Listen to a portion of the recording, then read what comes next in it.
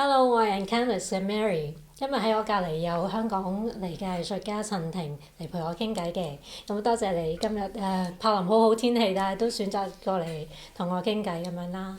咁就或者因為今次係呢個對談系列嘅第一次嘅錄音，咁我都或者解釋一下點解我會做呢件事情先啦咁樣。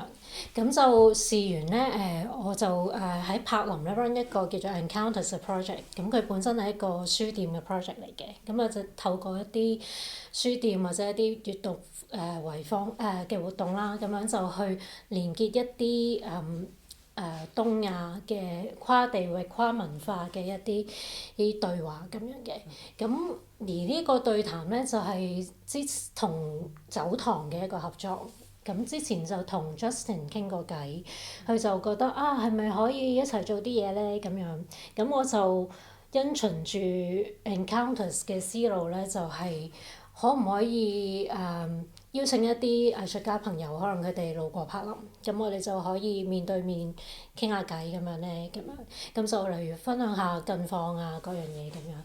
咁所以咧今次就都會係大家好輕鬆咁樣傾下偈啦，或者陳婷可以介紹下你嘅藝術創作啊，你嘅實踐啊，同埋今次點解嚟柏林啊？你睇到啲咩有趣嘅嘢分享下咁樣，係啦。咁或者一開始就可以首先講下今次點解嚟柏林嘅咧？嚟做乜嘢咧？咁今次點解嚟柏林咧？我諗其實好難答呢個問題，但係我諗翻應該係我發現我自己好需要一個原因去一啲好遠嘅地方。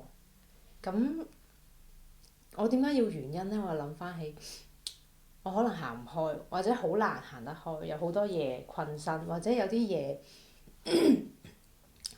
要負責。咁但係我又好想行開喎，咁然後就揾一啲藉口咯，或者揾一啲原因。咁譬如話喺柏林咁啱就 WMA 同一個書店有一個 show 啦，咁樣有個關於 artist book 嘅 即係呢一 group 個 show 咁樣。咁呢個係可能係其中一個動力 push 到呢件事啦。咁係咯，咁所以就過咗嚟柏林。當然其實我係可以唔使過嚟嘅，因為只要啲作品交咗俾策展人，咁策展人就會帶過嚟。咁但係今次我想係順水推舟咁樣去做一本 travel log 嘅形式嘅 artist book。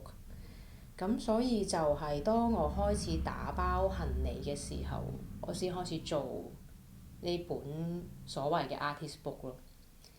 咁我嚟柏林之前，我先去咗巴黎先嘅。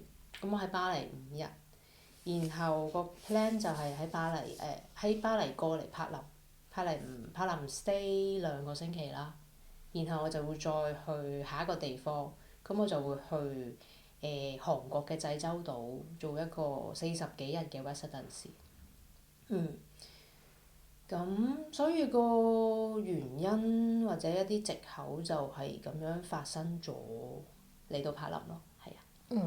咁或者我哋之後再翻翻轉頭先講今次嘅柏林呢個展覽，或者係你嘅 practice 可能開始講翻我點樣認識你先啦，可能係啦，咁可能需要俾翻少少 context 大家嘅。咁其實我哋之前係未見過面嘅，今次喺柏林先第一次見面啦，咁樣。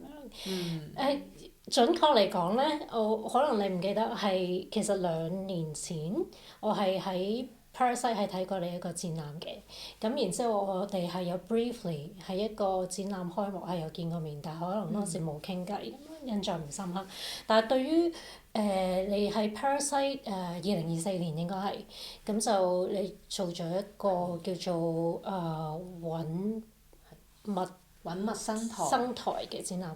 係咁佢就係我記得你係喺 Parasite 嘅一個空間，你就一個好大部分嘅牆面咧，你就油咗做綠色，然之後嗰個佢係一個 site specific 嘅 installation，然之後你就喺個牆內咧就擺放咗一啲found objects 一啲現成物，咁就通常都係一啲家具啊，你執翻嚟嘅，咁就佈置到好似一個家居嘅場景咁樣。咁我個印象好深刻就係因為嗰個綠色嘅其實，咁所以一陣間你都可以講下，即係呢個你對於綠色嘅研究啦，點樣開始啦？但係呢個就係我第一次認識陳婷呢個藝術家咁樣，咁就今次就喺柏林先真正見面傾偈啦咁樣，咁所以都想借呢個機會問可能由呢個展覽開始，你可以講下其實你係做乜嘢嘅咧？即係你嘅媒介或者你嘅創作嘅主題係啲乜嘢咧？綠色係呢個研究係點樣開始嘅咧？咁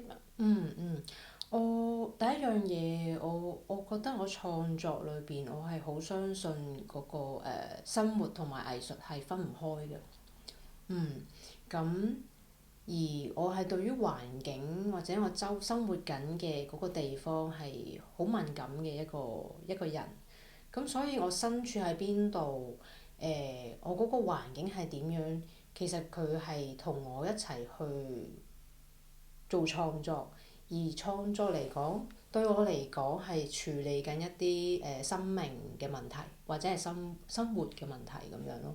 咁佢可能未必係一個問題嚟嘅，但係創作讓我可以面對呢一啲嘅問題咯。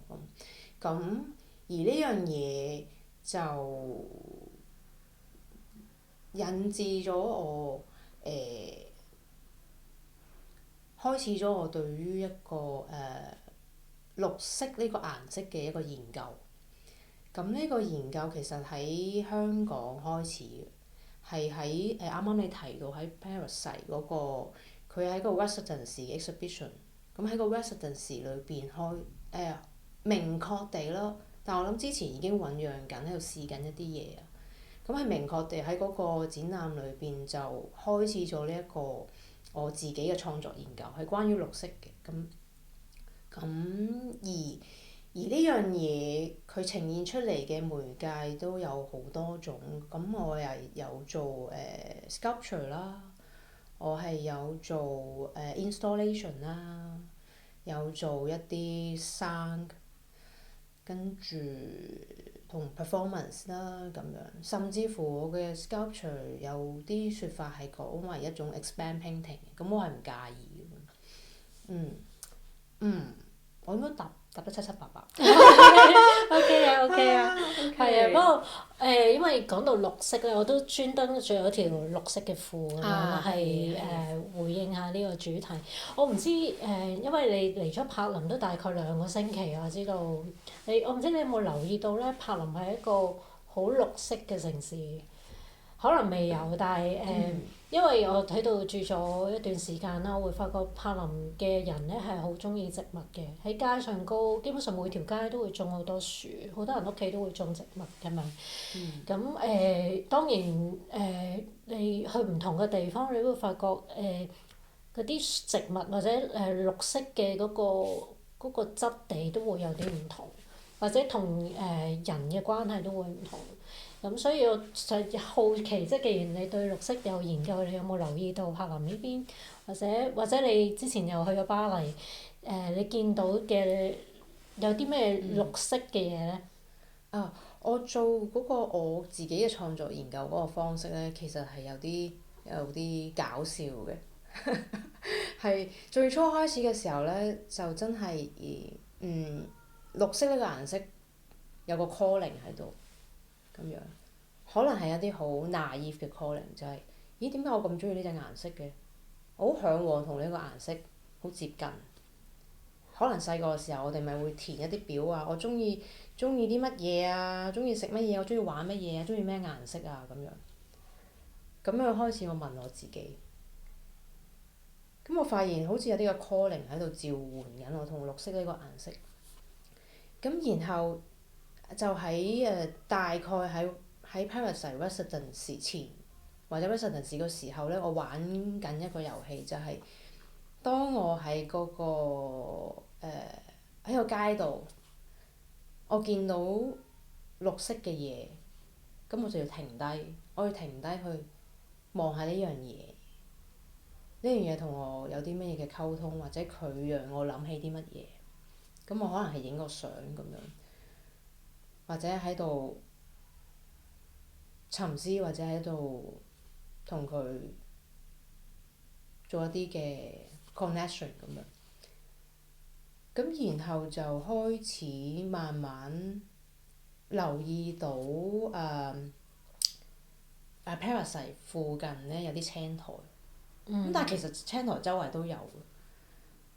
而我發現佢嘅時候咧，係一個好得意嘅 situation。Paris 嗰邊又有啲叫咩啊？殯儀嘅地方。咁佢有殯儀嘅地方就會有花店。咁啊喺條街度咧都有好幾間嗰啲做殯儀嘅花店喺度。然後我發現到花店有一間花店就喺 Paris 嗰個入口地下大堂嗰入口唔係好遠嘅地方。嗰個花店嘅門口咧有個用水嘅地方，有個水喉。咁可能係俾啲員工去淋水啊、植物啊、處理植物嘅時候要用水啦。咁喺嗰個用水嘅地方裏邊就長咗啲青苔，係啊，咁其實就喺個街邊嚟嘅啫，喺個街邊嗰度。呢樣嘢都幾突然啊！咁我就開始喺度睇青苔呢樣嘢咁樣。咁當然佢引發咗我好多其他嘅好奇心或者思考咯，或者對於最近過去喺香港生活嘅經驗啊、嘅人事物啊，有一啲嘅微妙嘅關聯咯。對於可能係了解青苔點樣去生存、點樣去生活、點樣去生長啊、點樣去繁殖啊、點樣喺一個唔同嘅 situation 裏邊去發生。咁然後過到嚟答翻你個問題。答翻你個問題就係過到嚟，我首先去咗巴黎先嘅咁樣。咁啊巴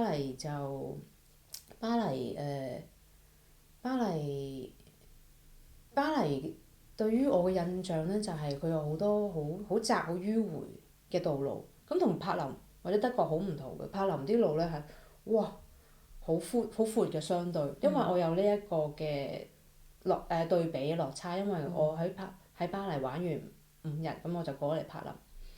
咁其實咧係有兩個好唔同嘅一個氣氛，或者好唔同嘅一個能量狀態嘅一個城市嚟嘅。咁然後我發現柏林嘅路咧係好闊好直，當然可能喺好多德國嘅城市裏邊都係咁樣。咁但係喺我頭先提到我好敏感喺一個環境裏邊，佢點樣去塑造我嘅感覺啊、我思維啊，同我哋嗰個生活個空間啦，或者嗰個佈局啦，甚至乎街上面個城市結構係點樣，其實都係塑造緊我哋嗰個思維嗰個狀態嗰個 pattern 咁樣。咁頭先你提到就係柏林好多街上面都有樹木喺度。呢樣嘢同巴黎好唔同。係啊，柏林佢個路係好闊好直嘅。當我試過有一次，其實我好中意用腳去經驗嗰個城市，一嚟可以慳錢，二嚟係可以用身體嘅方式去睇啊、去感覺啦、去觀察啊，同埋連結嗰個城市嘅。咁柏林嘅路就係好闊好直啦。我記得有一次就係我市中心行翻去我住嘅地方，大概用咗個半鐘頭翻去。咁我睇住個 Google Map，OK，個半鐘頭我應該都可以行到翻去。咁我試下啦。但係原來比想像中好容易。翻屋企嘅路就係我沿住條大路咧，條超大嘅馬路咧，咁我就翻到去㗎咯。咁喺巴黎嚟講咧，冇可能發生呢啲事情，冇可能嘅。我可以打斷一下嘅呢一部分。我記得我係有睇過少少資料啦，因為我都曾經喺巴黎旅居過一段短時間啦，然之後過咗嚟柏林啦。咁係好唔同嘅，即係個城市景觀。咁其中一個同佢哋個城市規劃嘅歷史有相關咧，就係因為巴黎基本上仍然係一個，當然佢經歷過唔同年代嘅一啲城市規劃，但係佢基本上都係一個保留咗好多中世紀嘅格局嘅。咁所以你頭先提到嗰啲灣曲個小徑嗰啲，其實係應該係當時遺留落嚟嘅嗰個設置啦，城市嘅設置。咁亦都可能係因為咁，佢哋啲路好窄，佢哋都唔會種太多樹。即係佢哋可能會有公園就會分開咁樣，但係柏林咧就應該係即係柏林德國近代史就係知道佢經歷咗好多戰亂啊，好多 conflict 啊，一啲即係 political change 咁，所以佢個每轉一次個即係政權交替嘅時候，佢哋個城市亦都會改變，佢哋好多建築都會消失咁樣，咁所以見到嗰啲大路咧。可能源於呢個即係一個現代嘅一個 urban planning，咁亦都可以因為啲路闊咗啦，佢哋亦都會多咗一種喺道路上種樹嘅呢啲 practice，咁呢啲就比較現代化咁樣。即係呢個就係我之前睇嘅資料知道嘅嘢咁樣，係啦。咁啊，好微好奇妙地咧，今次嚟嗰陣頭嗰幾日咧係好陰天。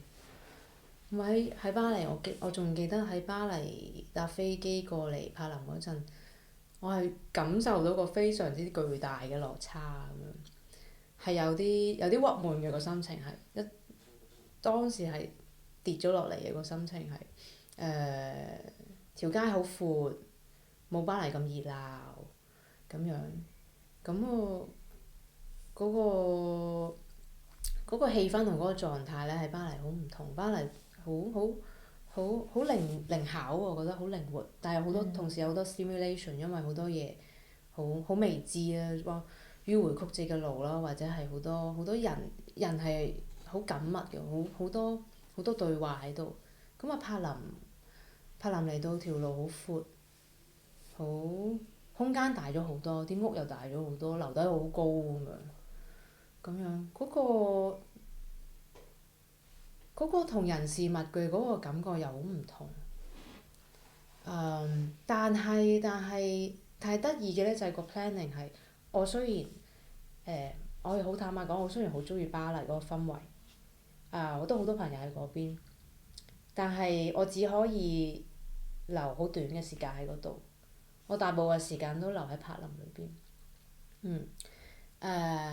喺柏林嘅呢2個星期裏邊，我有可能有一半嘅時間係處理緊自己嘅問題，或者處理緊自己工作啊香港嘅嘢咁樣咯。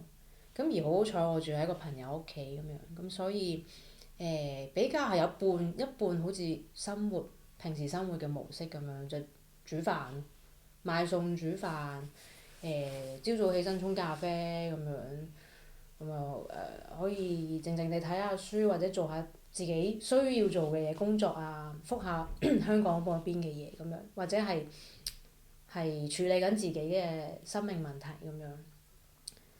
咁我又覺得雖然嚟到嘅嗰個氛圍唔係我最嚮往㗎啦，我好向往巴黎嗰種好靈巧、靈活、熱鬧、好 spontaneous，轉嚟轉去又發現到啲嘢嘅嗰個感覺。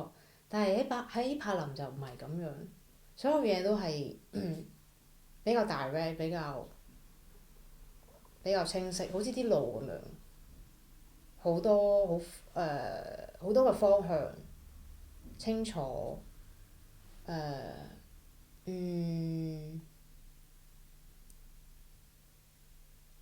但係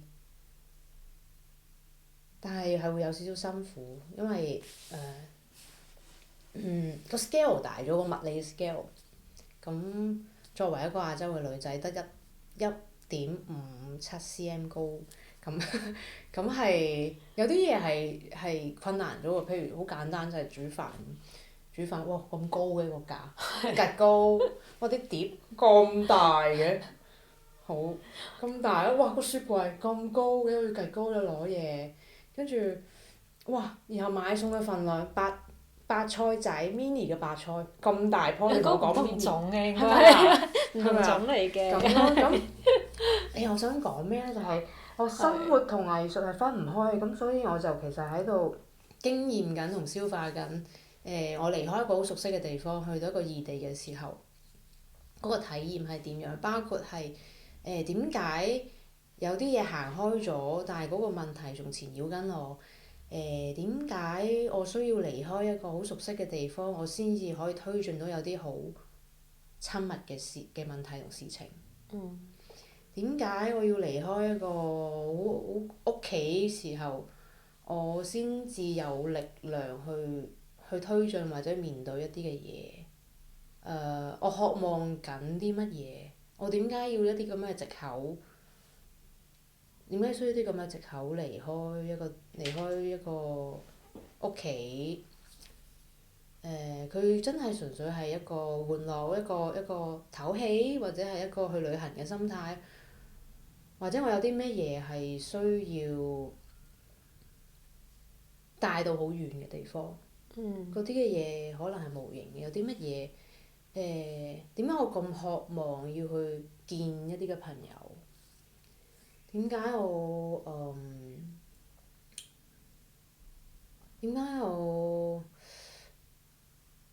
我係咪喺度？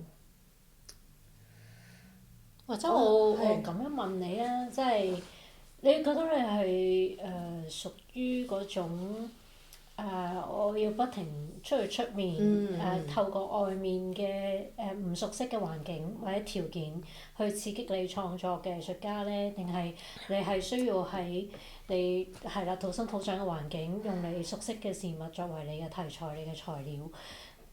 你係一個屬於點樣嘅藝術家咧？你覺得？頭先你講咗兩個方式啦，係。我覺得兩個方式都有嘅我。係。而我可能呢幾年我係處於一個需要間唔中需要行開下，離開下一啲好熟悉嘅環境，去一啲好陌生、好遠或者係唔熟悉嘅地方，然後再翻返嚟。咁有啲嘢係一個 pattern，就係佢要離開行開下，我先可以推進到有啲原本喺嗰個地方面對緊嘅嘢。有個咁嘅 pattern 又翻返去，好啦，再點樣去向前行咁樣。咁但係同一時間又有啲好微妙嘅嘢，我覺得係一去不返。即係我哋去旅行 travel，點都知道我哋會翻屋企，點都知道有個時候會翻嚟，知道翻屋企條路。咁但係有一啲嘢係佢冇回頭路。譬如我哋累積緊嘅經驗當中嘅 stimulation，或者嗰啲好人與人之間嘅交匯當中嘅對話，嗰啲嘅體驗，我覺得係只係嗰一陣時咁啱有個朋友喺呢個城市，我同佢有時間見到面，咁啱我哋又傾緊某一啲嘅話題係大家各自可能經歷緊嘅，然後引發一啲嘅對話。就係好 unique 㗎啦，嗰樣嘢係冇得追溯翻㗎啦。然後嗰個對話嘅成立之後，同我離開屋企之前嗰個我係唔同㗎啦。或者呢個旅程發生嘅嘢，遇到嘅人事物，一去不返㗎係。或者有啲嘢係改變改變咗我點樣去認識。去重新認識自己，重新認識嗰個世界，呢啲嘢係翻唔到轉頭嘅。但我覺得咁樣講起上嚟，我都幾對生命有信心嘅。但我又未必係成日係咁樣。有冇講得好遠啊？開始有啲飄啦，所以我就拉翻嚟你去一啲比較實質嘅嘢啦，就可能講翻你今次呢個旅程嘅可能其中一個契機啦，即係未必係唯一一個原因就係呢個展覽啦，可能係咁樣，即係俾咗一個原因你過嚟柏林過嚟歐洲咁樣啦。你可唔可以講下呢個展覽你做嗰件咩作品？呢成件事係點樣發生㗎？多謝你帶翻我翻嚟呢度，帶翻嚟呢個正題係啊，咁咧今次咧我係受到 WMA 啊策展人 Frank 嘅邀請咁樣，咁佢喺幾年前開始咗 Book Lab 呢件事情。咁我第一次參加嗰陣，佢其實係基於一個artist book workshop 咁嘅形式，咁去了解佢去俾個機會啲藝術家去了解artist book 究竟係咩一回事。咁佢都好WMA 都好 open 咁樣邀請咗好多唔同媒材或者媒介嘅 young artist 去參與呢件事情。咁幾年前我係做咗一份paper base 嘅作品嚟嘅，咁就記錄咗嗰陣時，都其實都係同旅行有關嘅，但係嗰個旅行係發生喺一個熟悉嘅，自以為熟悉嘅地方喺香港寫嘅旅行日記咁樣。咁今次幾年之後咧，就有第二次嘅邀請，個 Frank 就揾我咁樣，咁我就做咗一個新嘅作品。頭先啱啱開始我哋都提到啦，咁我係做咗一個travel log。而呢個作品佢係，我覺得佢係幾概念性嘅。當我哋提到概念呢樣嘢嘅時候，嗰個體驗或者經驗呢個概念就好緊要。點樣去經驗去體驗就係唔係聽個藝術家或者一個展覽去講話呢個作品係講緊啲乜嘢或者關於啲乜嘢，而係嗰個成個概念嘅發生係點樣？聽嘅時候可唔可以想像到呢件事情係點樣發生？你個感覺或者係經歷緊啲乜嘢？咁嗰個概念就係啱啱提到啦，就係我開始打包行李嘅時候先至開始做呢個 artist book 咁樣。咁啊，途中係轉換咗3個地方去做呢本書嘅咁樣。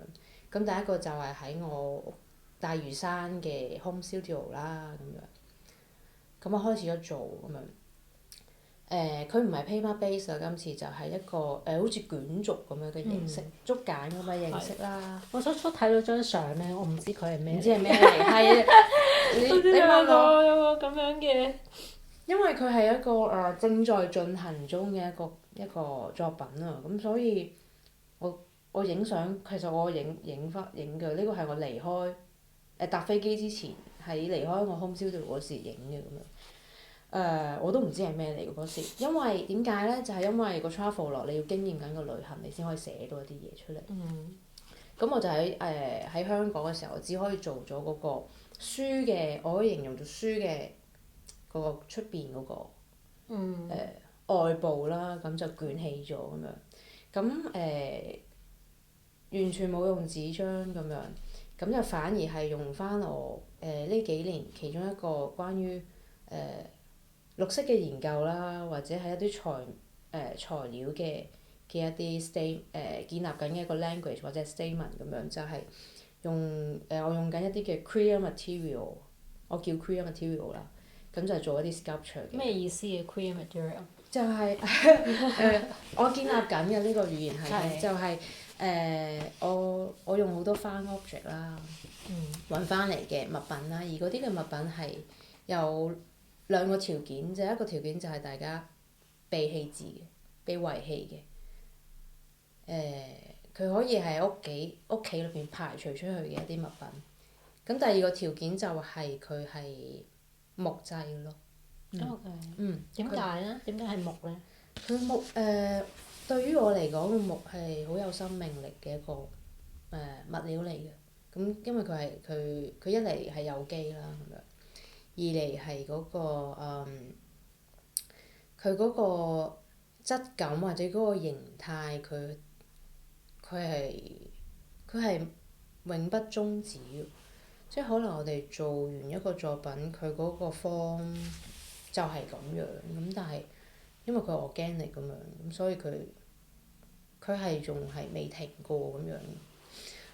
係咯，大概就係咁樣咯。咁但係嗰個 queer material 就係我用呢啲嘅 found object 嘅時候，我主要係用一啲喺五金鋪買到嘅材料。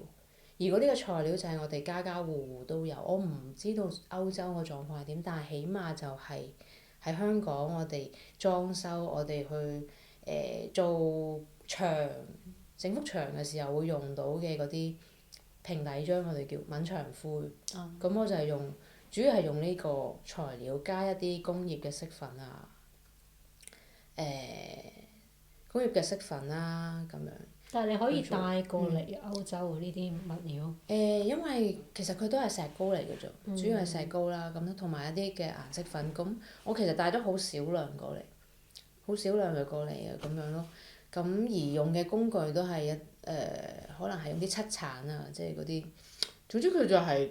佢冇 painting 啊，或者係做一啲 specific 藝術媒介咁細微嘅一啲工具嚟嘅。其實佢係粗糙嘅，同埋佢係一個係啦。佢點解講緊 queer 嗰樣嘢就係佢呢啲嘅材料喺香港咧，係啲裝修師傅會賣嘅，會使用到嘅。而喺我相信咧，而喺香港呢個行業咧都係好男性主導嘅。五金鋪。係裝修師傅啊，呢啲嘅環境裏邊好男性主導，但係我用緊嘅呢啲嘅物料嘅時候咧，我係抱住或者一個嘗試就係佢可以多變，佢 unexpected，佢可以做出好多好似我而家做緊 sculpture 嘅嗰啲 texture 咁樣，佢係以青苔為一個metaphor。佢個樣貌或者個外觀不盡相同啦，同青苔。我亦都無意要完全模仿或者去複製青苔呢樣，但係借用咗佢嗰個視覺嘅聯想咁樣，佢好似望落去咁樣，或者要令人想像到嗰樣嘢啦，唔可以話好似啦。但係佢係好 magical 我覺得。佢係好多人。望到我 sculpture 嘅時候，佢都唔知道我究竟用緊係乜嘢嘅 material，除非佢睇嗰個 caption 啦。佢可能會覺得我係咪用緊一啲嘅銅啊？因為會有啲金色嘅部分，或者係咦你係咪未乾啊？你個作品咁樣，因為上咗好多嘅光油啦，咁樣好多層嘅光油落去，又或者你係咪用緊蠟啊？咁樣等等等等等等。咁我覺得呢一個嘅回饋反饋嚟講，都係一種好 queerness 擁抱 queerness 嗰件事情，而係咯咁樣。咁係啦，咁咧翻去呢本書啦，就係用翻我想 expand， 今次我想 expand 緊我嘅 sculpture practice 落到去所謂嘅書嘅嗰個載體裏邊。咁所以我就做咗一個卷軸，佢個卷軸就係個基礎咧，就係用咗呢啲嘅物料啦，去做一個載體。咁佢，然後裏邊嘅內容咧，因為書都要有啲內容喺裏邊，可以被閲讀嘅內容啦。咁個內容就係喺我呢次嘅旅程裏邊，我遇到嘅人事物，我可能係聽到一啲嘅説話。佢聽到嘅説話啦，或者佢讓我啟發我思考緊嘅嘢。咁樣咯，咁我就用 image transfer 嘅形式去移印咗一啲嘅斷句啊、詩句喺入邊咁樣，或者我寫緊嘅嘢咁樣喺個旅行裏邊，咁就移印咗落去咁樣。咁所以係啦，就係要去到開幕嗰前一日，咁我先至寫完咯嗰啲 text and image 嘅處理咁樣。咁冇辦法。但係好似都係要咁樣發生，因為我就係做緊一個 travel 咯。我覺得相對於一個 artist book，可能佢比較似係都係一個 sculpture 或者係一個 art object 嘅概念。你點樣同策展人講啊 Frank？佢會唔會好擔心你 deliver 唔到？我當初同佢講喺香港嘅時候，同佢講話，咁佢講完之後，佢就話咁刺激，我諗諗先咁樣，再覆我。咁我好啦，係咯。當然啦，當然要諗諗先啦。係啊，咁係好刺激嘅，但係我覺得係佢佢有幾可以咁樣呢？我翻去嗰個生命嘅問題，我哋有幾可以讓自己喺一個 uncertainty 到咁樣嘅地步呢？咁藝術家要展示自己嘅作品，其實係一個可以係一個好 private 嘅事情嚟嘅，即係我哋將我哋生命嘅一部分好赤裸地呈現俾大家睇，講唔到大話喎咁樣。咁又係充滿咁多 uncertainty 裏邊一路做，究竟我做唔做晒，我做唔好，我自己滿唔滿意，或者我對嗰個要求係咪達到一定嘅水準呢？咁但係喺嗰個旅程入邊，我必須要 let go 一啲嘅嘢。我譬如我哋要 let go 一個我熟悉嘅創作環境，我離開咗我嘅 home studio，我可以帶到嘅嘢唔多，跟住我新嘅嘢唔多。好多嘢我平時做開創作嘅嘢我都帶唔到嚟，譬如噴漆嗰啲啊，咁樣咯，咁係咯，咁又要可能要做 image transfer 嘅時候要揾影印鋪啊咁樣，係咯，咁然後到底會遇到啲咩人啊？有啲咩對話？全部都係呢啲 uncertainty 裏邊。我哋有幾可以讓自己喺一個 out of control 嘅狀態度咁樣嘅地步呢？你係咪第一次俾自己一個咁嘅環境創作，定係你不嬲都係中意咁嘅樣嘅？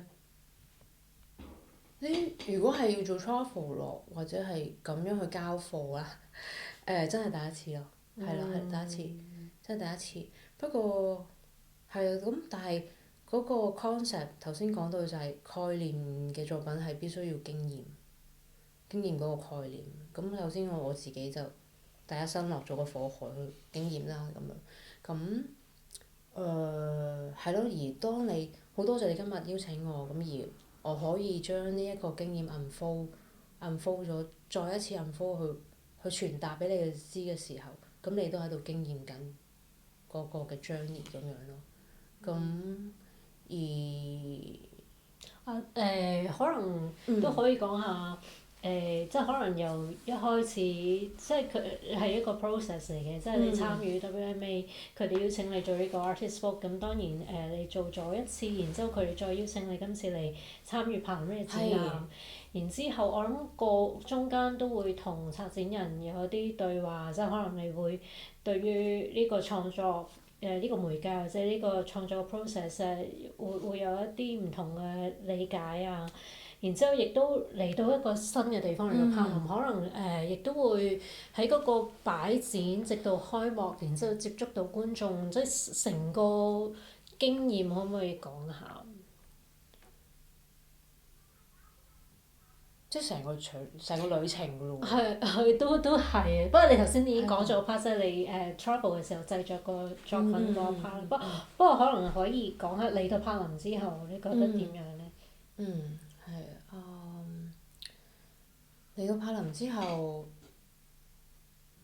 其實嗰3日咯，即係因為嚟到柏林3日之後就要開幕啦。係。係啊，咁嗰3日我3日我就未我就自己其實揾咗個獨立嘅單位去住3-4日咁樣，因為我想去比較喺一個好 focus 同埋好 private 嘅狀態之下完成佢，唔想有太多嘅干擾。咁我冇乜去玩嘅嗰陣時，即係冇乜出去啦咁樣。咁就係要完成呢一個嘅 travel 咯咁樣。咁然之後 Frank 就好放心啦，又出現到交到貨俾佢。係啦，咁開幕前一日，咁我哋就喺度商討，咦，我哋點樣去 display 呢一個卷軸啦？因為頭先你講到都幾 sculpture 嘅一個作品嚟嘅。咁咁啱嗰個書店就有啲 display 嘅台咧，有個階級咁樣喺度。我哋就玩緊呢件事情，所以佢 display 個方式咧係都幾 sculpture 嘅咁樣。咁但係佢又可以卷軸可以慢慢 unfold。咁其實其中一個好重要嘅 concept 就係點樣 unfold 嗰個卷軸，點樣攤開，而嗰個旅程就係咁樣 unfolding 咁樣咯。咁其實都開心嘅就係可以有一個咁充滿 uncertainty 嘅一個創作嘅契機咯咁樣。咁阿 Frank 佢又接得住我咯，策展人接得住我咁樣咯咁。同埋另外一樣嘢好重要就係因為呢一個嘅展覽呢個開幕，我可以見到一啲好耐都冇見過嘅朋友，同埋見到你啦。係，所以我哋就有機會傾偈啦。係啊，我覺得柏林都好有趣，即係亦都係令到我可以點樣做呢個 project 就係、即係佢喺歐洲嘅中心，其實好多藝術家都為咗各種原因啦，展覽或者個人嘅 research 或者都一定會路過呢個地方。咁、所以我覺得係有時好似喺柏林咧，仲比較多機會遇到一啲藝術家朋友可以傾偈咁樣。嗰個相遇係好，可能真係要去到一個異地先至會個感受會好強烈。嗰個相遇係真係會變得係特別微妙，可能喺街度撞到個朋友都冇咁大嘅感受，但係可能喺異地就會係咁。當我哋講起熟悉嘅語言嘅時候，係咯，咁而呢一個相遇其實重新燃點咗我對於人嗰個信心。係啊，以前係有一段時間係冇乜信心嘅對人，對自己冇乜信心，自己都係人啊嘛。咁但係啱啱你提到 encounter 嗰件事情咯，咁我哋兩個都有你溫緊啦，我溫過一個 space 啦。係啊，我都想問你呢個，係啊。係啊。你曾經係即係資料冇錯誤就係19至22年，就應該係喺富德樓曾經溫咗一個叫 Negative Space 嘅，同啲朋友。咁因為我嗰個時候喺柏林啦，咁亦都有 Covid lockdown，我冇機會翻香港，就冇嚟過呢個 space 嘅。不過你不如可以都講下，因為我自己都對營運空間嘅人係非常之有興趣咁樣。嗰時開始其實仲好細個。係咪好細個？都唔係好細個，感覺係好細個，因為好多經驗都未建立。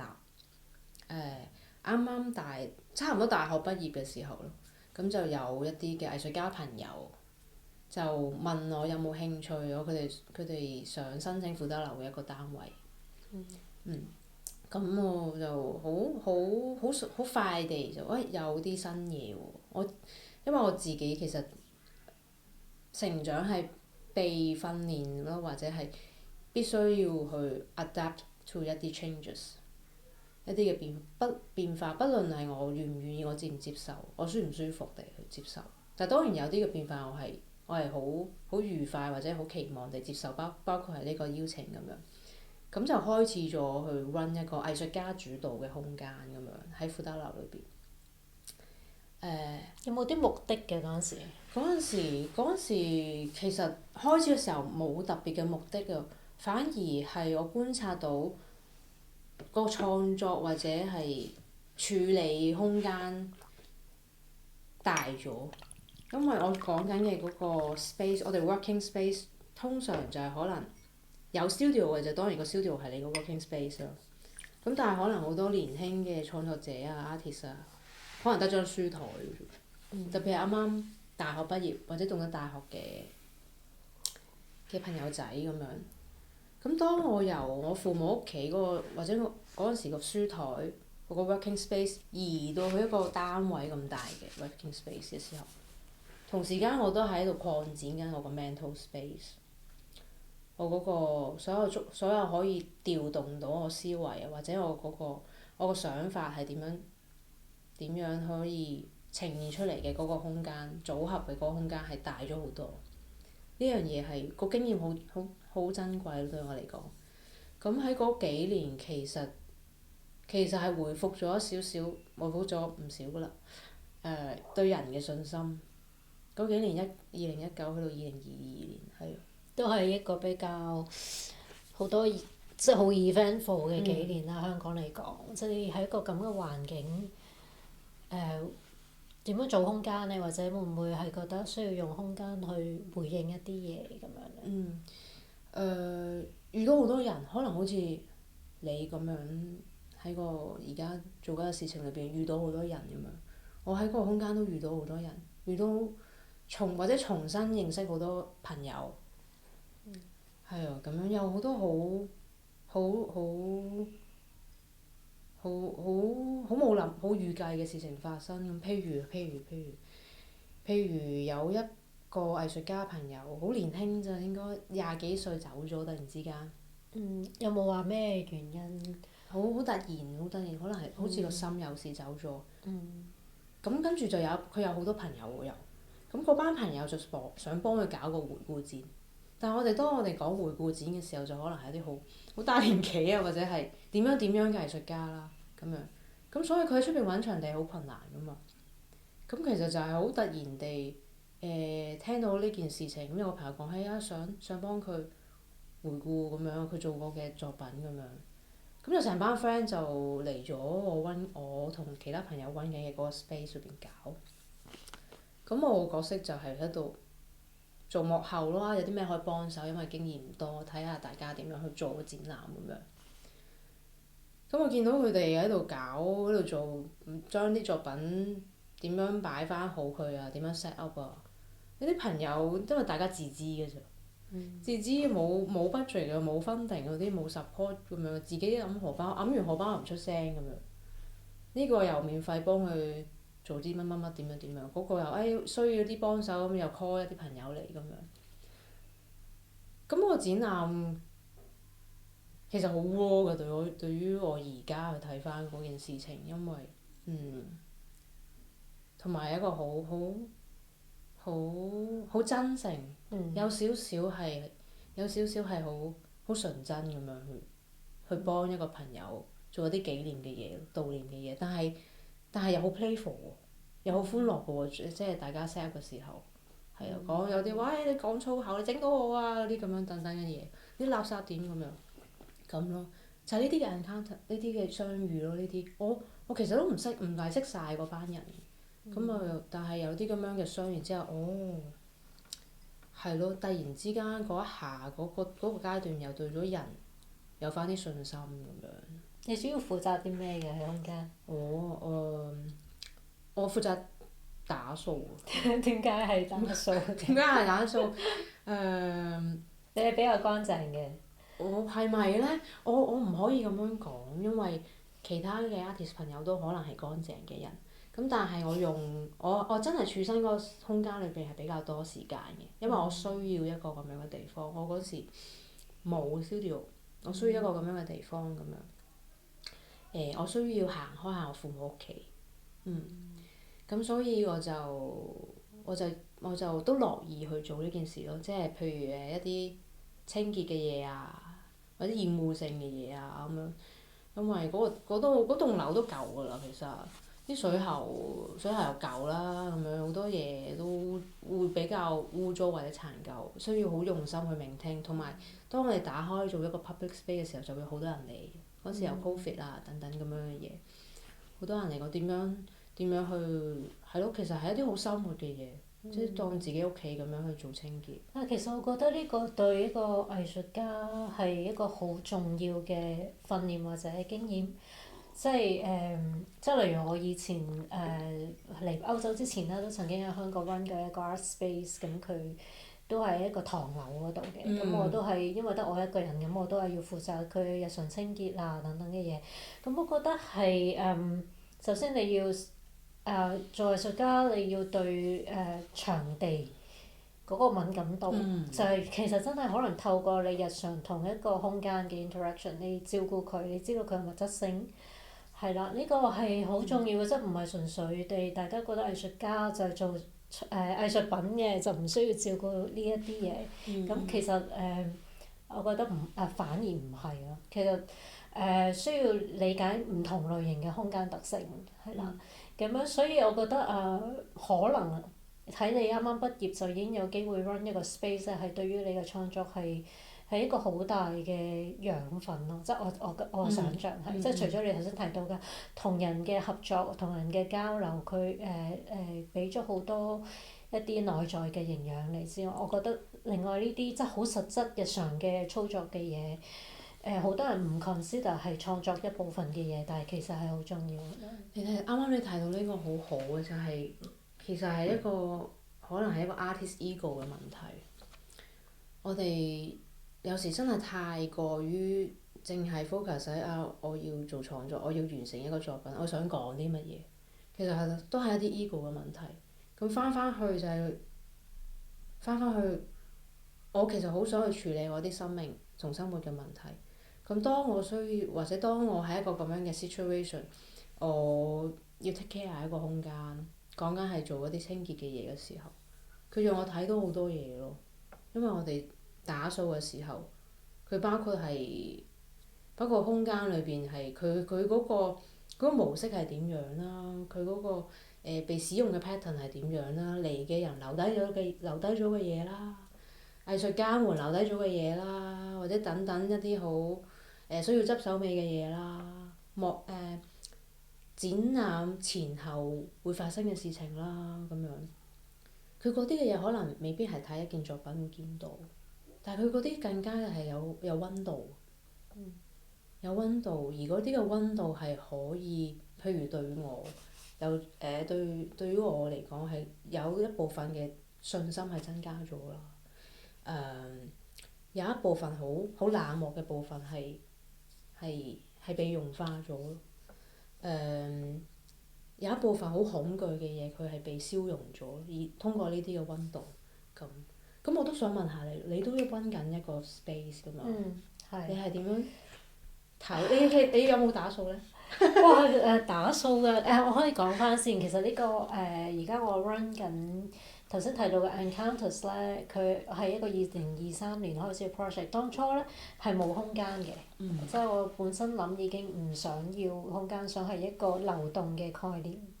咁一個 pop up 嘅形式去做，個原因咧就係因為正係因為我以前15至17年嘅時候咧，就喺香港係 run 過一個 art space 嘅，佢亦都係一個 artist run space 喺深水埗嘅一棟唐樓，佢已經冇咗㗎啦，嗰棟唐樓已經拆咗。個名係咩啊？佢叫做咩事藝術空間。冰室嘅係啦，當時發生咩事咧？就係2014嘅雨傘運動之後咧，咁就當然有好多情緒啦。咁樣2015年嘅時候咧，就藝術家李傑同埋黃子欣、尚濤，佢哋就覺得可以揾一個地方做一個 artist run space 咁樣。咁當時我就啱啱去完日本1年 working holiday 翻香港，我冇嘢做。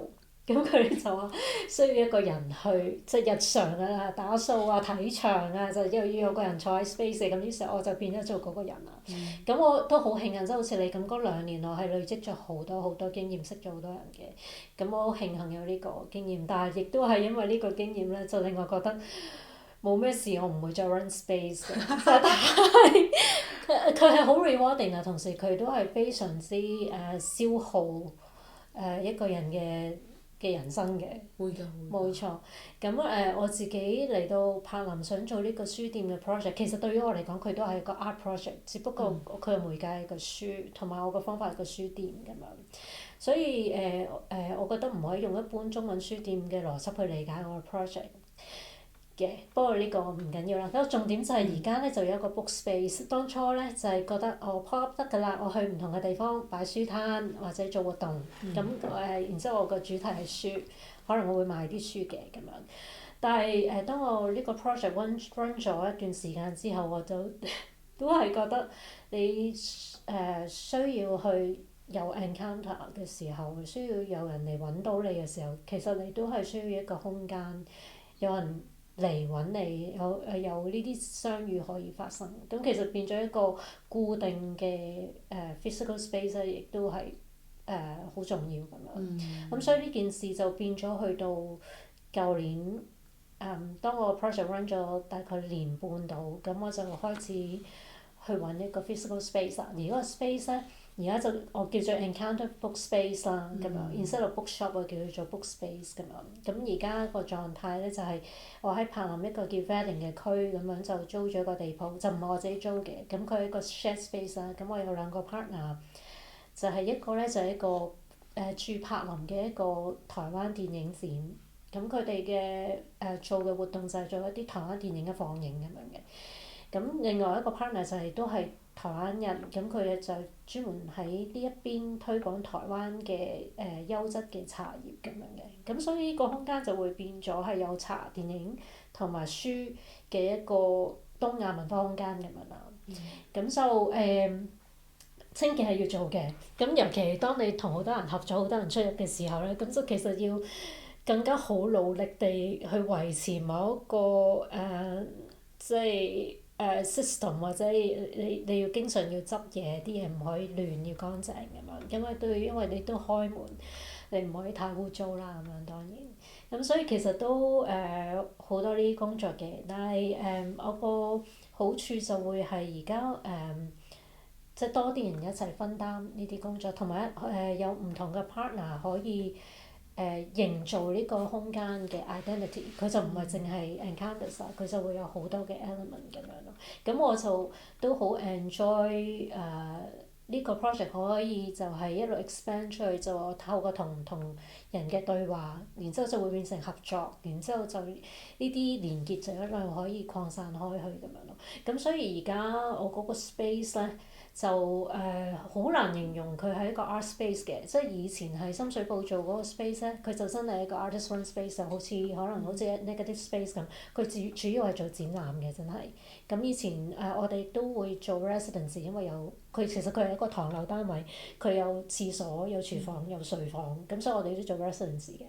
咁但係而家呢個 book space 咧，佢就係一個地鋪咁我哋就比較似係一個 event space， 展覽咧就少啲做嘅，因為佢唔係一個百合字空間，因為佢有好多唔同嘅嘢喺入邊咁樣。但係我哋都會嘗試做唔同 media 嘅嘢咁樣咯。咁所以到最後我都會覺得space 尤其嚟到柏林呢個 context 咧有少少唔同嘅。我覺得係可能喺香港嘅時候，大家就會覺得係藝術家點樣可以有空間做自己實驗咧、創作咧咁樣，可能係一個咁嘅考慮啦。嚟到呢邊多咗一個層面咧，就係我哋 as 外來者，我哋有冇一啲屬於自己嘅空間咧？其實係多咗呢個層次嘅。咁所以呢個 space 就係希望可以成為一個喺柏林嘅唔同亞裔嘅 community 可以一齊共用嘅空間咁樣。其實我有留意到個空間佢都幾多變喎，即係你都可以移動你嘅嗰啲書桌啊咁樣，而成為唔同功能啊，或者佢可以呈現唔同嘅狀態嘅一個空間咁樣。咁除咗你個書店嘅嗰個位置後邊，廚房嗰度仲有好多個台凳，可以成為好多用途嘅地方咁樣咯。咁我覺得得意嘅係咧，佢對我嚟講係一個好靈活，被好靈活地激發嘅一個地方。即係我唔知咁樣講係咪你諗緊嘅嗰樣嘢，但係我嚟嗰陣我係咁樣觀察到，佢係好靈活地使用點樣去移動啊，或者啲使用者啊，或者係你哋作為一個營運嘅人咧，都好靈活地去共處喺呢個地方裏邊咁樣。咁而我覺得呢個靈活嘅一個思維，或者呢個靈活嘅作為一種 gesture 去面對好多未知咯，面對一啲喺異地嘅時候咧，呢或者係唔一定係異地喎，其實面對生命裏邊嘅事件或者係環境嘅情況裏邊，呢種靈活嘅思維就係一種藝術咯。咁佢讓我哋可以變得有生命力，有生命力，又被激發，又被活躍起嚟。係我係好欣賞呢點，但係可能都係因為我個腦都係嗰啲綠色嘅嘢，research 啊等等啊，關於生命力啊，植物啊、青苔啊，樹未有機會研究咁樣多，我先了解晒，或者同青苔相處多好幾年先咁樣咯。咁但係係咯，我睇到呢啲嘢咯，而呢啲嘢係柏林有時好凍㗎嘛，但係我覺得好有溫度咯。係啊，我今日嚟嘅路上咧，我特登行咗其實上一次我哋嚟過，我嚟過你屋企噶嘛。咁今次我第二次嚟啦，我特登揀一條唔同嘅路線過嚟咁樣。咁我其實冇特別發現到啲乜嘢咁樣。但係我嚟嘅路上，我喺地下行緊嘅時候，見到有條帶啊，可能係啲布碎嘅帶，佢係綠色嘅咁樣。咁我跌咗落地下，咁我望一望，都舊舊地喎，又唔知做乜好，咁咪繼續行啦。但我行咗可能30秒，我都停低，哎呀，我都係想翻轉頭執起呢嚿嘢，咁我執咗，擺咗喺個袋度嘅。係啊，咁樣嗰下好似諗到，咦，我可以喺我離開柏林前，用呢個布或者呢個絲帶去做一啲嘅嘢，係啊，係啊，係啊，係咯，咁我其實我就係一個咁樣嘅人，同埋我都好中意咁樣嘅一啲經驗發生咗，因為回應緊一啲嘢嚟到我生命面前，而點樣可以好靈巧地用呢啲嘅嘢咧？咁當然唔係話我要周街都執嘢啦，唔係咁嘅意思啦。但係嗰一下就係有個畫面，我可能攞呢條嘢，可能包一嚿嘢送俾我朋友啊，或者送俾收留我住咗2個星期嘅朋友啊，等等啊，定係點樣啊？或者係咯咁樣嘅一件事情咁樣。明白。好。咁或者之後都問下你嚟緊柏林之後有咩計劃啦？係啊，我剩翻幾日就喺柏林，咁嚟緊我未翻香港嘅，咁今次我行開2個月，唔長唔短啦咁。嚟緊就會去韓國嘅濟州島做駐留，42日都喺嗰度駐留咯，未去過嘅。咁同埋嗰個氣候都會同歐洲好唔同啦，咁樣。又翻去亞洲啦，嗰個語境啊，嗰個語言嘅系統啊，文化又會好唔同啦，咁樣咯。咁係咯，咁喺嗰度過自己33歲嘅生日啊！係都生日快樂！多謝你，唔係冇諗過係要咁樣。係咯，其實幾期待嘅，但係都有啲擔心，因為行開咗唔少時間咁，其實都幾困身嘅喺香港，有啲嘅嘢好在意啊，或者係好 care 咁樣，行開咗咁耐，唔知會點樣啊咁樣咯。咁但係旅行者就係會面對啲咁樣嘅事情咯，咁唯有係期望同埋帶住呢啲嘅經驗翻到去熟悉嘅地方之後，睇下再係點樣咯。希望你都係啦，有好多收穫啦！42日都各有個幾月，係咯。係啊，咁同時間行開香港，但係都有好多嘢要處理，或者工作其實都有好幾個 project 喺度，慢慢地醖釀同進行緊咁樣咯。咁所以我係咪真係行開？有時喺柏林呢段日子都會問我係咪真係行開咗咧？係啊，喺個屋企啊，我唔係住 hostel 啊、hotel 啊、Airbnb 咁，喺個朋友屋企嗰度，其實都有啲似屋企嗰個感覺嘅咁樣。係咪真係行開咗咧？有啲咁樣奇怪，我又去掉垃圾，我去洗碗買餸啊咁樣。有時候喺度睇下碌下手機啊，去廁所去耐啲坐下咁樣。我係咪真係行開咗咧？但我又真係行開咗喎。咁但係我又喺度處理緊香港嘅嘢，咁就旅行就係咁得意㗎咯。係喎，可能即係都問下你今次有冇呢個旅程有冇睇到啲咩有趣嘅展覽啊、空間啊？可以分享。你呢個問題可能會令到你失望。就係其實我中意睇嘅展覽咧，就係嗰個城市就係一個展覽。係啊，我係一個幾幾唔聽人講嘢嘅人。我點解咁講呢？就係、我其實唔係好中意睇好多 reference。睇展覽我都唔中意睇好多介紹啊、策展啊嗰啲咁樣嘅嘢。咁我係一個麻煩嘅人嚟嘅，但係我唔睇呢啲嘅嘢嘅時候呢，譬如我將個展覽嘅空間擴展到成個城市嘅時候，我就會發現好多同生活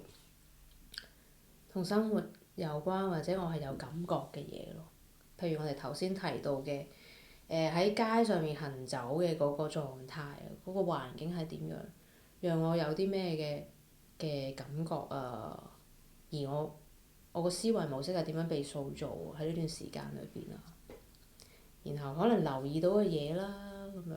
咁雖然而家去分享，可能仲係未必係有好大嘅發現，但係我覺得呢啲就係執咗啲嘢咁樣，翻到屋企旅行完咗之後，佢慢慢醖釀啊，慢慢去累積啊，鋪排啊，可能唔知㗎，可能今次旅程裏邊識咗嘅新朋友，遇到嘅人，可能就會之後會繼續有啲嘢嘅發生。話唔定我下次又翻嚟咁樣揾你 jam 下一啲嘢咁樣，你有啲嘢可以同我講翻咁樣，我哋回顧下上次嘅傾偈係點樣啊？發生咗啲咩事情啊？咁樣咯。可以再錄第二集，所以如果仲做到嘅話，呢個 series 可以啊。係咯，多啲信心，係咯，多啲信心。唯有唔係成日都有咁有信心嘅，但係今日係幾有信心，即係對於人啦，對於自己經歷緊嘅嘢啦，或者係有啲嘅選擇，有多個信心咁樣。好多謝你呢個好正面嘅結語。唔一定嘅，唔一定嘅，但係人就咁樣噶啦，總係要經歷一個波動。祝你一切順利啦，都。多謝你。好，咁我哋今日傾到咁多先啦，我哋下次有機會再傾。好，多謝你嚟。多謝。